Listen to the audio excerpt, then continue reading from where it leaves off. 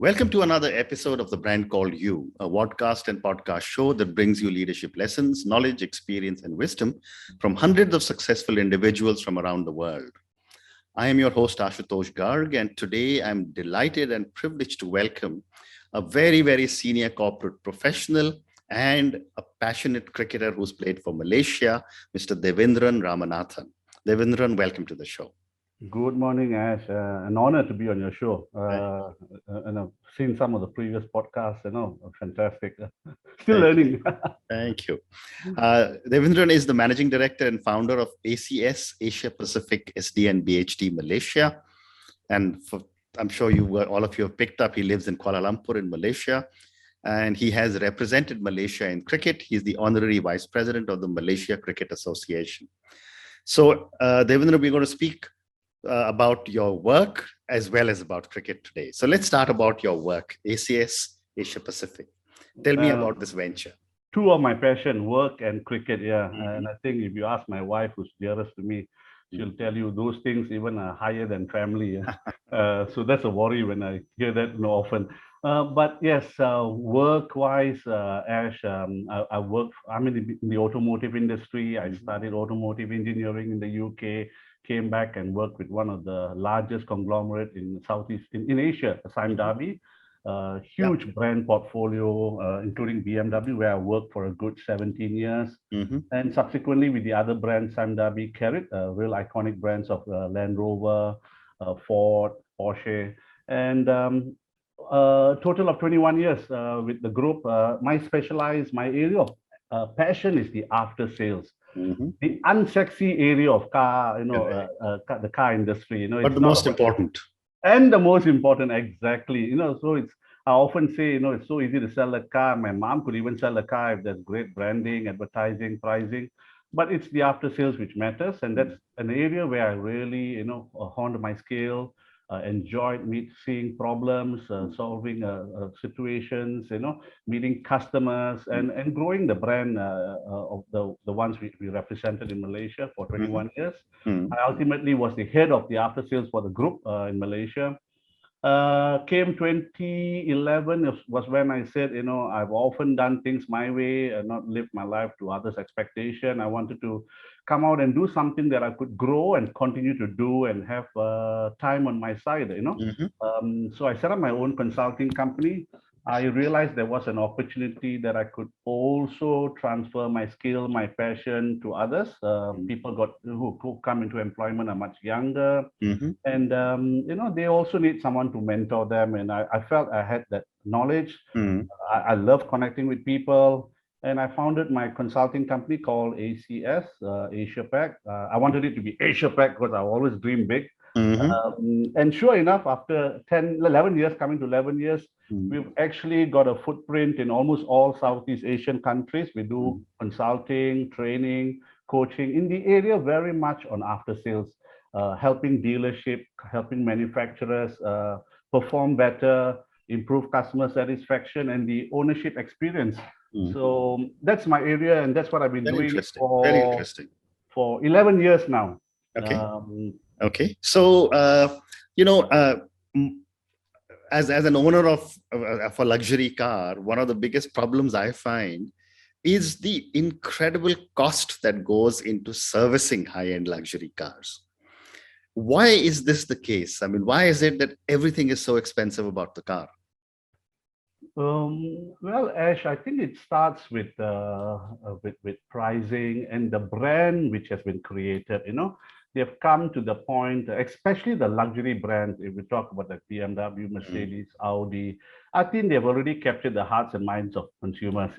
And then people are willing to pay. So why price it low? But besides that, also the quality of components, the precision of these parts, the joy of driving this car. I mean, if you drive a 3 Series, even a 2 or 3-year-old car, not necessarily a new or age car, but the average experience is far greater, than driving a mid-segment car. And you've got to pay for that luxury, that comfort, And of course, the pride of owning this car Mm. certainly rubs off on people, being seen in a car. You obviously very quickly get businesses and people open doors. Well said. Well said. And now the world seems to be moving to EVs. I mean, the process will be a little slow, but as someone who owns a Tesla was telling me that he had a problem with his car. He called the service center, and they said, "Don't worry, we'll fix it by tomorrow morning." And they reset some thing in software, so it's almost like an Android on wheels. What do you think is going to happen to service in such kind of cars, and what is this doing to the automobile industry? It is, well, I'm in my 50s, Ash, and it is certainly something we all have to take note of. Mhm. They're building cars not for that. There's no need. It's the younger generation today, the Gen Y, the millennials, the Gen Z, who are certainly, there is demand. They Mhm. are more technologically advanced. They are more digitalized, and they want such cars. Mhm. And here are the Teslas and so many others now who are just building these cars. Yes, they are very sophisticated. In fact, you wouldn't even need to call the service center. You just probably have to go to your app and press a button, and they know where you are. They've got your data, your address, your car, your mileage, everything remotely, and they could just service the car, or also even just update your software, diagnose it, on the fly. So it is certainly a move which is coming. We're going to see the effects of this on the entire, automotive industry. But it'll take time, as you said. There's infrastructure needs. There is, having, if someone lives in an apartment and wants to have a hybrid or a plug-in hybrid or a full electric car, he will need to charge his car. So it will take time. But if you see what's happening today, it is something. I'm also concerned because I've got another business dealing with spare parts. But yes, there would be lesser parts, maybe 30% lesser moving components. There's no more engine. There's no more a fuel tank. It's going to be replaced by a electric motor and a battery. So. But there'll still be components. Accidents will still happen. You will still have your broken windscreen from following behind a truck. Because they are silent, you're also probably going to have more accidents. Correct. So there's going to be interesting scenarios to come with this with EV. But yeah, we've got to change. And I don't have kids, but I like to keep myself occupied by meeting the younger friends or the children of my, of my friends, and just keep in touch with them because their preferences are changing, and if you're in business, and if you are not adapting quickly, you're going to be left behind. True. So the other trend that I wanted to discuss with you, and this is going to be my last question on automobiles so that I can move to your passion of cricket. But the other trend is that ownership of cars is dropping, with the millennials and the Gen Zs preferring to take Ubers and Grabs and whatever else.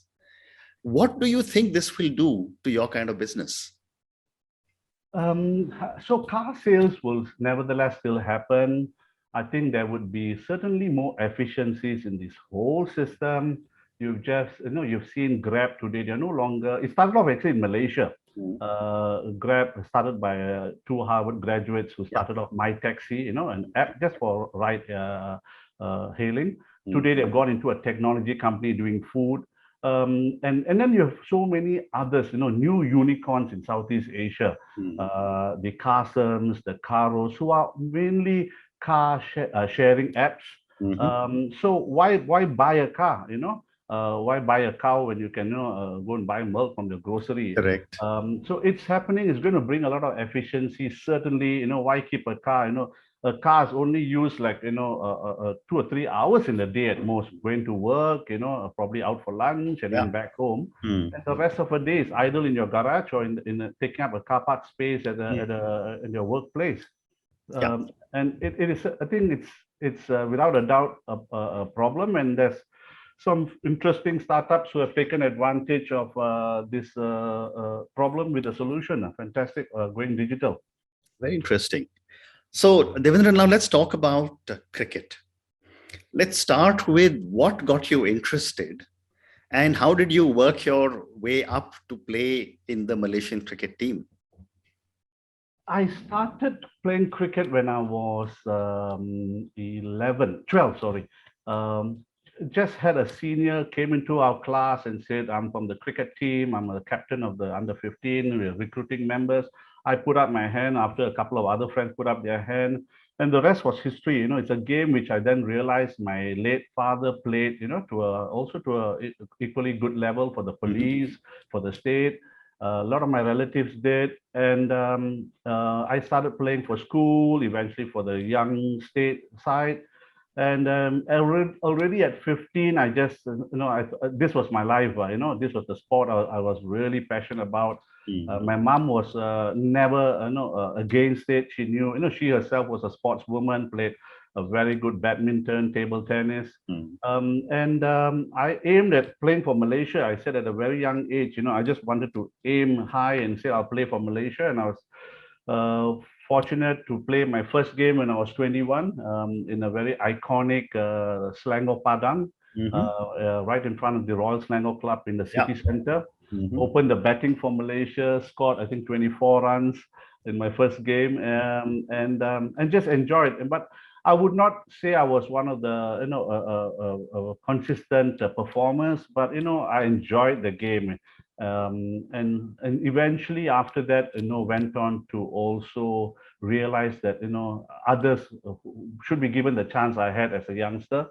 Where we had the seniors pool money together, raise money, send us to Sri Lanka for coaching, visited India for some programs, go to Western Australia for some matches. So I think that was something me and a lot of us, my batch, and today we still have that group who played in their teens, we play like 2 games a year in our 50s. We've grew up together. We are one of the few who is really together in the last 40 years, and many other clubs really look up to us in the sense that how we evolve, and that's what the game has done.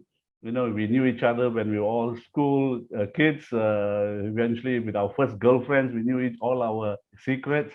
And through the marriage years, work, and now today, some of them are already granddads, But we have an amazing group, and cricket here too in Malaysia. We were a British colony. Cricket was introduced then. It is a game which is certainly fighting to be popularized, amongst the top 5.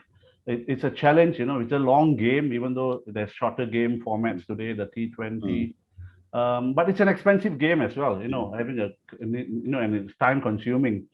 So yeah, I played my part as well up to a certain time of up to 5-6 years ago, also trying to popularize the game, raise funds, organize events. But the game is growing. Malaysia is ranked today number 30 in the T20 in the world. So we're not bad. We're not. There's still some activities. We have a fantastic national team who play, some very good level amongst their equally, sized teams. Very interesting. So, you were telling me about cricket in Malaysia as a sport. Is cricket getting more popular? It is not getting any worse, if I may say, in the last 30 years. But it's certainly a lot of efforts has been put by the various state, associations, the national body, friends who are, in these roles at, very much honorary position, doing all they can, because, there's no funding from the government. Cricket is not a popular sport. It's not a Malaysian sport. It was associated with the British. There are shorter games, which, there's football fields, badminton courts, squash courts, everywhere. But so I think cricket for given the challenges it's had, Mm. the circumstances, I think that it's still there's popularity. There's a following. Fascinating. There are a lot of expats who work here, Mm. and today that's keeping all the cricket grounds on the weekend really occupied. Wonderful. So Wonderful. that's I think with the help of a lot of foreigners as well. Terrific. So, just before we started recording, you were telling me about a lot of the strong relationships you have formed with cricketers around the world, and made some good friends. And you brought a lot of the prominent names to Malaysia. For our viewers and listeners, tell us about some of these experiences. I think from a young age, I'm playing cricket. Of course, you start idolizing some of the players, and then you watch the World Cups and the Test series, and you just wish, one day you would get to meet them. And I just was motivated to reach out to them through any means, whether it was writing to them, getting a contact or a phone number from someone.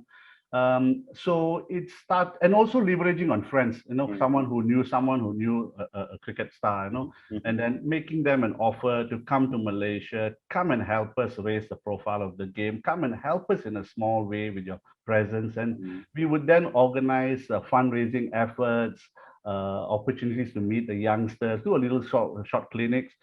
So, for example, with Aravinda, he was through a friend from Australia, and then I heard Aravinda also drove a 7 Series in Sri Lanka, and I was with BMW there. So this friend connected me with Aravinda, and I said, Aravinda, you come to Kuala Lumpur, you will have a car, to drive. So I got my company to sponsor a car, and we just built on this one after the other. Aravinda knew someone else. A friend knew John T. Rhodes. A Kapil Dev came here for a visit for a sports award. I connected with him on that first one visit, and subsequently, also, we invited him as our guest. Imran Khan came to give a leadership talk for, I think, an accounting firm, Ernst and Young. We hijacked him before he arrived and said, just give us one night. Let us do a bit of a fundraising, and we'll raise some of these funds would also be channeled to your mom's, your late mother's hospital, and he liked that idea. So he gave us one night, and we did a great, dinner. We sold 50 tickets, 50 couples, and then he came, and he was a wonderful guest of ours, and that's how it's grown. Today is the Prime Minister of Pakistan.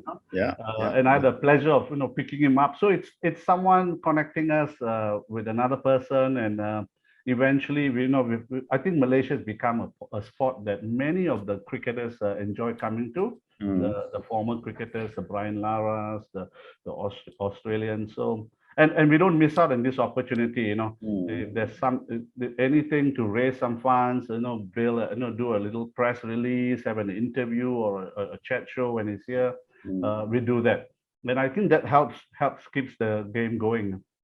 Fascinating. So I have time for one more question for you. And you just spoke about the BMW 7 Series and Aravind. I mean, cars and cricket always go together, I think. Yeah. But my last question to you, Devendran, is that what has cricket taught you as a life lesson?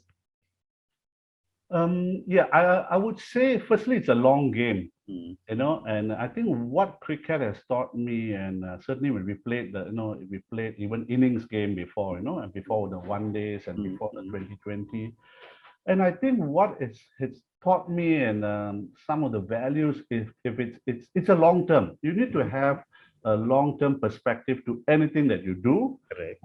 It's not, there's no, you get someone who does not understand cricket coming and asking you when you're playing, who's winning. I think there's no winning until the last ball is bowled, and it can be, it can just sway from one side to the other. So I think it's about having a long-term perspective, number one. Number two is the team effort. You cannot win the game solely on just one or two prima donnas. The person that you least expect could be who could take that winning catch. In the moment that you least expect, and you have won the game. But more than anything, it's also not about winning games, Ash. We've lost games, and we're just happy that we've won friendship, we won the minds and hearts of our opponents. Our teams from overseas who want to come and play with our club, in Kuala Lumpur. And I think that's more important than anything else. Of course, we have a good sweat. We have a good beer afterwards, and the friendship is certainly long lasting. I agree. So just one more question I think I can get in. And this is, cricket thrives, or cricketers in the center thrive on large crowds, because, that the crowds also get you going as a sports person. Yeah. In the last 22, 23 months, because of the pandemic, cricket has gone on, but in empty stadiums. What is your perspective on that? I think to the many of those international players, I think for them too has been a welcome relief, probably, playing just the game and not just playing to a spectator and to all that noise, television was still telecasting, Ash, there was still a global audience going.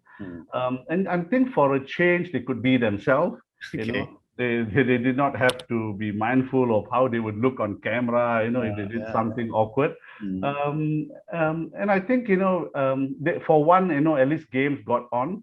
And today, with production and what camera can do, they know how to camouflage in an empty stadium and still make it sound like you had 100,000. Including have crowd roars. Yes, and we as spectators certainly got to continue watching where it was possible, and of course games were relocated to various other venues and countries.